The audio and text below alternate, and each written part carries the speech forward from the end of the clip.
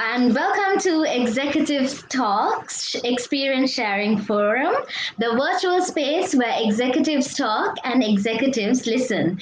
Today, we join you with yet another interesting discussion where we will be speaking to you about an extremely important but an easily overlooked topic in a lot of instances. So, because especially during today's day and time, we tend to get extremely busy and often find ourselves with an imbalance when it comes to certain priorities of ours, only to realize that maybe the problem actually lies because we don't exactly manage our time as much as we would like to.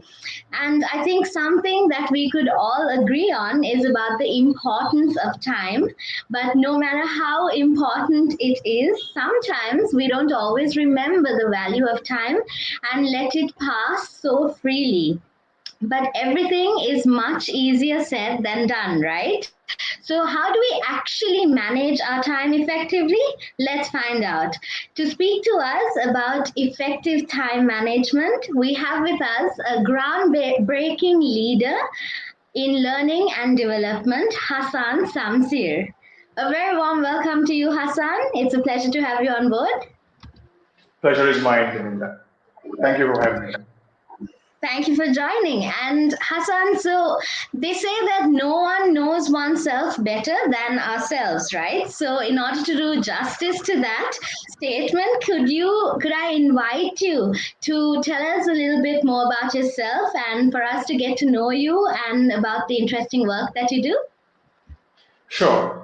So, Devinda, as you correctly mentioned, my name goes as Hasaan Samseer, and I currently work as Head of Learning and Development for Bancassurance Division at Union Assurance.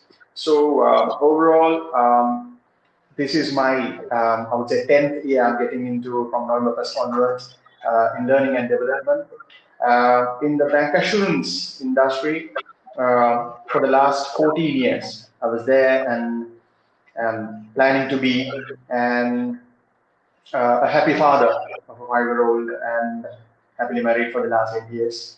So that's about me. That's beautiful. Thank you for sharing that. And okay, all right. So now we know a little bit more about you. And but before we actually go into the discussion, we would like to get to know a little bit more about maybe on the personal note as well. So because of that, I'm going to quickly throw a quick round of rapid fire round to you. So how it works is that I will be giving you a quick round of questions, and you can tell me the first thing that pops up into your mind. All right, are you ready, Hassan? Yeah. All right, okay, let's go. So, you surely are.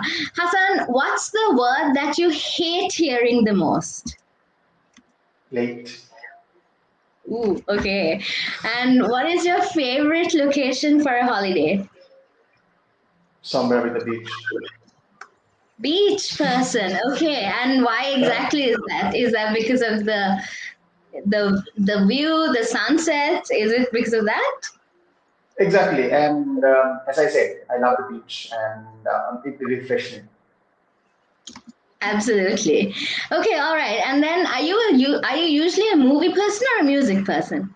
Movies. Ooh, okay, nice. What is your favorite sport to play? Are you a sports person? Yes, during my college days, yes. I am a sports person, yes. You can say that. Okay. And what's your favorite sport to play, if at all? I like to play basketball, even I don't know about it. But yeah, basketball is there. But I love Nice. to watch cricket. Oh yeah, especially during these days, right? Exactly. Yeah. All right, okay. And then could you describe to us your teenage years with one word? Studies. Ooh, nice. Okay. And the final question is, or rather, the last one of the last two questions would be if there is any world record that you could beat. So that could be, like a sports record or like from the Guinness World Book, anything. What do you think you would have a chance of breaking? Mm, trying new foods. Okay, So yeah, food nice. types, yeah. Definitely. Okay. All right. Okay. And then the last one is what are three words that your closest friends or family would use to describe you? Trying to be punctual. Okay. Okay, nice. That works well with the first one as well. Okay. Perfect. Thank you so much, Hassan. Thank you for being such a great sport. I feel like we know you much better already. Okay, so now let's dive directly into the discussion. So Sure. I think one of the most buzzing questions in a lot of people's minds at the moment is, can we really manage time? Yes, you can if you try. Okay. Okay, all right. So if we try, that is definitely a good answer. But how much effort do we have to put into it? And time management is important to anyone, I suppose. But if someone asks you, why exactly do we have to manage time? And what are your thoughts on that? Okay. Number one, Lulindra. Definitely, time management is stressful, but it is an essential one for the corporate world where I'm occupied and most of us are. So most of executives, especially. So time management is really important for getting a lot of work done and make sure that we optimize our day and we get the best from the given time for us.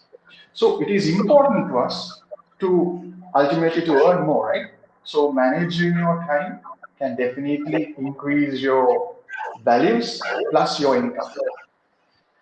Okay, yeah, that's absolutely true. Very, very valid point there. So, okay, now since we have spoken about that and how it is important for everyone also, and especially in the corporate world, shall we look into a little bit of what exactly do we need and how did you learn the skill of time management? What do you suggest people learn relating to it? Okay, so Ravindra, this started from my childhood. So when it comes to my schoolwork or thereafter my teenage time, my college work, I always try to submit my assignments, my work, everything on time. So to do that, what I do is I manage a lot of work. So as I said, so one of the priorities during my teenage was studies, and still am studying.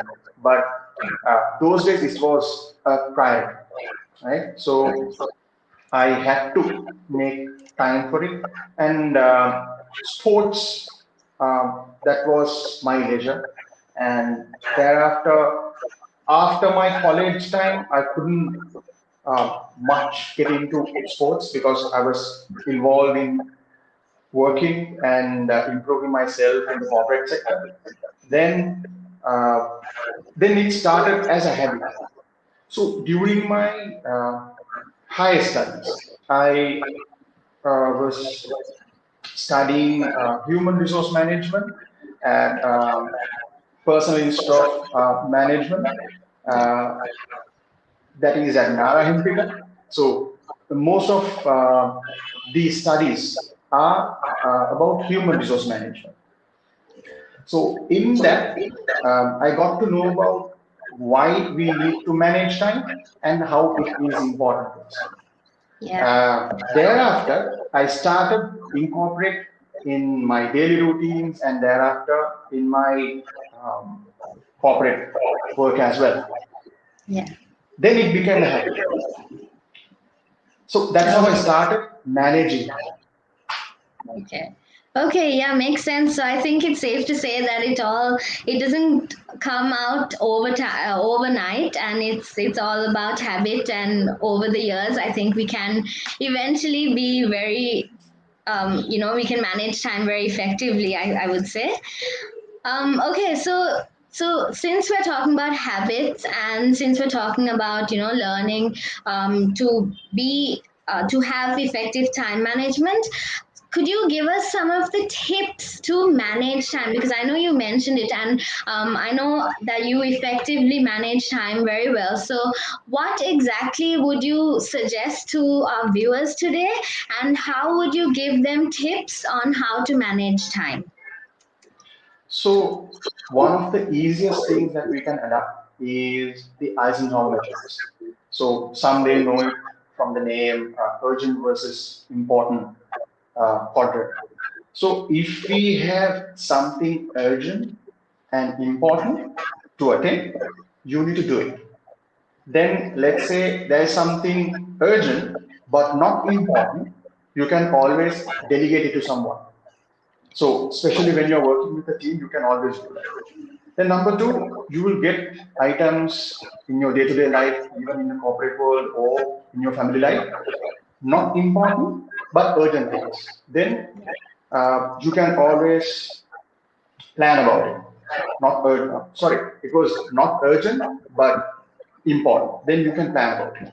Then there are things that you will get not important and not urgent. Then you have to eliminate those kind of activities. Okay, yeah, makes sense. So I think prioritizing might help Exactly. in a long run as well. So okay, that's actually very useful, because I think safe to say that I would need to learn prioritizing, and segregating it according to urgent and non-urgent as well. So thank you for that answer. And also, okay, so now relating to now, because you mentioned how it's important in the corporate world and in the in personal life as well. So now if we talk a little bit about the corporate world, there are a lot of different stakeholders, we could call them. So sometimes it's a little difficult to manage time when there are a lot of stakeholders really at work. So how exactly do you suggest that we manage them? Because now, especially with work from home as well, it can get a little tough. So how do you suggest we overcome it? And how do we overcome this difficult situation in managing time relating to stakeholders? So to me, Domendra, the best thing is what you can do is focus and then condition your stakeholders. So what I meant by focusing is, now let's say you have a task. So this particular task, you need to understand what are the things you need to get done before you get into the task. Like, okay, let's say you want to get into a meeting. There are a lot of stakeholders will come and participate. So uh, understanding where you need to be and what time you need to be and how will be the traffic condition and the environment is going to affect, you need to understand and you need to focus on it. Then you need to condition your stakeholders, like sending a reminder mail or a WhatsApp message or giving them a call. Then meeting there, you can remind them again and just send a gentle message. So focusing and condition can get the thing what we want. And Okay. always people will understand it is important to you and they will make sure that they will attend to it on time. So being on time needs a lot of conditioning. Okay. Okay, all right. So makes sense. Okay, so now you mentioned how we have to, like it's better if we can remind and like uh, follow up and so on. So if we are talking about that, but because now with a lot of people, it's they it slips out of their mind, and then they expect the other parties to know, or to remember and so on. So what do you suggest for those kind of people? How, so I guess it brings us back to prioritization again, but how do you suggest that we stay on top of everything relating to reminders and relating to following up with the stakeholders as well, so that we are on track? So always make sure that we need to understand how important the task is for us.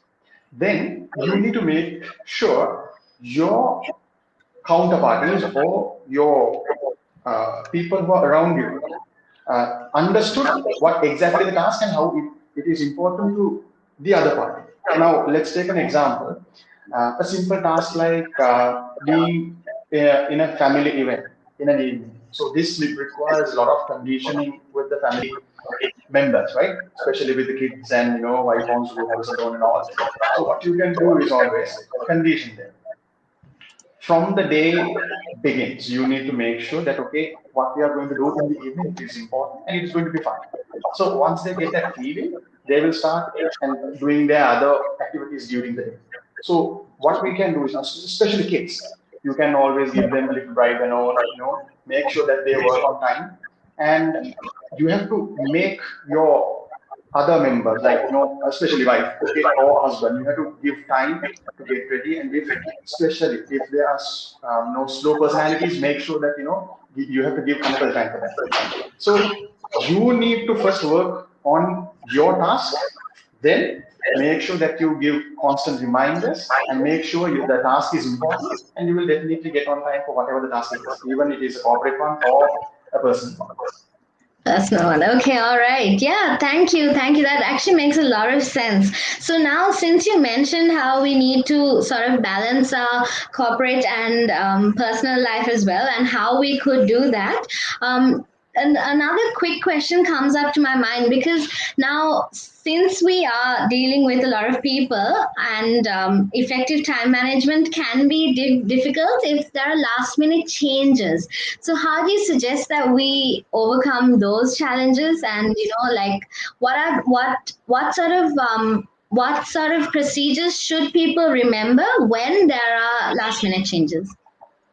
Okay, so Dumindra, always the last minute changes can happen. So in a corporate world, even in your family life, those can be happen and you have to anticipate that. So what you can do about is, if you are the person controlling or owning the particular task, you will know it's going to be delayed, right? Make sure that we have to respect the other's time as well. So what you can do is always inform them in advance. That's one of the greatest ethicals in the world, or the greatest things that you can do to respect others' time. So let's say we have agreed for a meeting or a particular task in a prior with a prior arrangement on a particular time. But let's say I'm owning the task and I know it is going to be delayed, so I need to inform. See, so and so, this is going to be delayed. So give me that extra time so that the other person will be ready. And again, conditioning take place. So the other person will adjust, or we can reschedule. Always. What happens is, if we wait until the last moment to inform that this is going to be delayed, then there only the choice starts. Yes. And disagreement starts. Yeah, that's very true. I think yeah, very true. And respecting other people's time is definitely Exactly. something that we really need to consider. So thank you for that answer, Hassan. Okay, another thing that comes up is now relating to how there are technological advancements as well. So can technology help us be effective in time management, Hassan? What are your thoughts on that? Of course, yes. Now, if you take the Outlook, it comes with uh, email options plus calendar options. Those are integrated. Both are integrated again. And again, your phones, it has calendar options and it has alarms and it has reminders. What you can do is you just have to give the command to your device and it will make sure it takes the particular note and it will remind you. And now, see, these days we are working from home. So I personally practice getting into my PC and logging through all the calendar events and manage my time. So it makes me happy and ultimately my counterpart is happy. Why? We are on time for each and every meeting and task. Okay, yeah, that's true. Okay, I think that's a very valid point that a lot of people can take into consideration as well. Okay, so also, Hassan, now since we are talking about technology also a little bit, are there specific like now since social media is very active, like everyone is very Yeah, active on social media, how yeah. do you like I think there were also a few apps that came in relating to like how like where they can track your time and so on. Do you think the corporate world could also use that, or do you think the corporate world does use technology appropriately to track the employees' times? Of course, yes, and they should. Now, let's say particular organizations like HSBC, AIU, Union Assurance, and even Google. What they do is they give ample time, since everyone these days work from home, uh, to manage the tasks during the day and take breaks and everything. So, especially Outlook, it suggests time to take breaks, to have your lunch break, and also to especially on projects, it pops up the reminders and everything. So because of that, these particular apps makes our life easier. See, if you take a week, there are a lot of activities that I have to attend. Even in your career or household events, there are a lot of things need to attend. So what we can do is we can take time to calendarize that and make sure the reminder comes on time or in advance, which gives you time to manage the entire week or the month. So this apps like Outlook and Notes, especially in calendar, even in your iPhone or Android devices, these pretty much comes with the device, right? So I think even the companies, tech companies, they are giving time or investing time to make apps like this to make sure that everyone is busy and to manage their time effectively. Okay, all right. Okay, that might actually be very useful. So, okay, so now since we're talking about that, also, do you also feel like companies might overutilize it or unfairly use technology to keep the employees locked in at different times? What are your thoughts on that? Yes and no. What I would say is okay. As I previously explained, definitely apps will help you to manage your time, but there are times that you will get exhausted because of back-to-back tasks and meetings can pile up. So that's where even through your app, you need to find time for your breaks, especially through your lunch time and away time, everything. So while you're managing your calendar, when you assigning your tasks, make sure you need to assign time for breaks as well. Even when you're working from home, now the practice is we take time and we manage time even after 5 p.m., right? Not like those days when Yes. we physically work. So without knowingly, you will be working from 9 a.m. to 9 p.m. Yeah. So that's one of the biggest issues corporate employees are facing. So what you can do is make sure you manage your meetings and tasks and everything between this 5 to 8, sorry, 8 to 5, and give ample time for your breaks. Yeah, definitely. Thank you, Hassan. Thank you for that. And now we've actually got a few questions also. So let me just incorporate those questions in as well. Sure. So some of the questions that have come in is also relating to if there comes a time when you are overwhelmed with work, how do you deal with such a situation, and would effective time management help? So I think we sort of did touch up on it, but if you could also take us through your thoughts on such situations. So, as I previously said, when I manage a team, so a lot of tasks I need to individually attend, and also my subordinates and my colleagues, they come up with their tasks and which I need to help. So what I do is I assign ample time for their tasks and my tasks during this 8 to 5 uh, time frame. But sometimes, if I feel, okay, I need to give little extra time. So what I do is I take a break after 5 p.m. to, let's say until 7 p.m. So I take another 1 hour. So what happens is effectively the day is managed and I have taken my breaks as well. So the best way is even though you work from 9 a.m. to 9 p.m., having that appropriate break times. Okay, okay. I'm sure that answers the question because, yeah, very, very true what you said. I Hassan, forgot to another. say that even though you work from 9 a.m. to 9 p.m., you haven't 100% worked on that 12 hours, right? So what Yeah. happens is you will feel that relaxedness during your work. Okay. All right. Yeah. Maybe we could incorporate that too. So I think that's definitely something that will help. Okay. Another question that has come in, Hassan, is relating to whether you feel like flexible work hours or work from home also does sometimes call for flexible work hours also. So do you think flexible work hours will help in the long run relating to time management? My humble belief is if you're working physically 8 a.m. to 5 p.m. in your organization, yes, certain times flexi hours can help.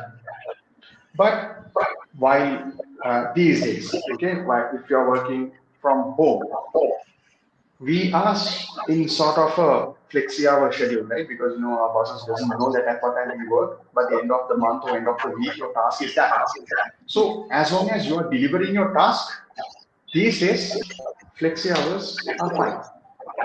And even you are working from at your premises, which is we call, if you work at your organization, still as long as if you come to work by 10 a.m. and you work until 6 p.m. or 7 p.m., if your tasks are done, yes, then we can call it a productive day and flex hours are working. Yep. Okay. Would love to have a bus like you also. So okay, that's a perfect answer. Thank you so much, Hassan. And okay, so another thing is, I recently got to know that you are celebrating 10 years in learning and development as well. So congratulations on that. And Thank you, while Deepika. talking about such an amazing milestone and achievement, could you also take us through the achievements during the last 10 years and what you have achieved with the help of managing time? Could you take us through that amazing journey? Yes, definitely. So, my first appointment as a learning and development manager was at cooperative insurance. So not like a high-end organization. They were dealing with preliminary technology and work schedules. So there I learned the basics and the fundamentals of learning and development. And during the 2 years that I worked there, I understood every aspect of learning and development and how hard it can be if you don't know about the preliminary work that you have to do. Then thereafter, I started to give my 100% and I gave my extra hours to bring up myself as a learning and development specialist, and I started the ABCs with the other colleagues. And I would love to recall a specific moment like um, those days I was really into Toastmasters, and one of my idol was those days, Dhananjay Tiarachi, the public Oh, yeah, speaking of course. specialist and 2014 world champion. So he gave me these ideas about how I can improve myself and how I need to go my extra mile in every area. in learning and development. So because of that, I started to evolve as a better manager. Then thereafter, I got a opportunity at Bancassurance department, learning and development at AIA. There, I understood how exactly the corporate world move with L&D and how important the learning and development function to a corporate world. So there I saw a lot of opportunities, a lot of avenues to master and evolve to the next level. So I would say those two companies made me who I am today, and I'm really thankful to another gentleman called Dimturwan Piasena, who molded me uh, throughout my journey, and my immediate supervisor was Subendra Jairam, and these three gentlemen molded me who Hassan is today. Well, that's beautiful. And thank you, Hassan, because we are also very grateful because we are very glad to have you on Executive Talks sharing your experience as Hassan because it's an amazing journey that you've been through. And we are so grateful for that as well. Okay, so with that, unfortunately, and with the interest of time also, since we will be managing time or will be attempting to manage time from here on, we have unfortunately reached the conclusion of the discussion. But before we sign off for the day, on behalf of Executive Talks, Hassan, I would like to extend my heartiest appreciation and gratitude to you for being here with us today and for speaking to us about your journey and about the art of time management, which I know will, in fact, definitely be very useful for all our participants on like in the current context and also in the future as well. So thank you very much Sure. for joining us, and it's been an absolute pleasure to have you on board with us.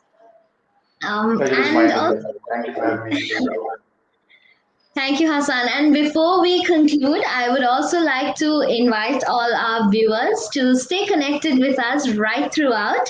And we will be joining you once again very soon with even with more and more inspirational individuals, just like Hassan, for exclusive discussions in the future as well. And as always, we would love to get to know more people from all around the world.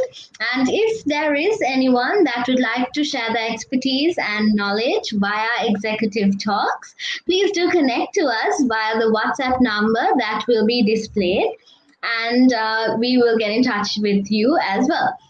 All right, on that note, thank you to our wonderful viewers as well. Thank you very much once again, Hassan.